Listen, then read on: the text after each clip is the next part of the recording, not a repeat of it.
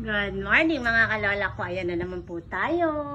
Meron na naman tayong maaani within this week or maybe next week. Ayan, o, diba? May aanihin na naman tayo. Ayan. Ayan po ang aking mga... Oh, ayan pa. Ayun. By next week po ito, maaani ko na. Ayan, oh, meron na naman siya uli na mga bagong bunga, maliliit. Ayun. So, marami pa rin siyang bunga. Ayan. O, diba? Dami. Ito pa isang nagtatago. Ayun.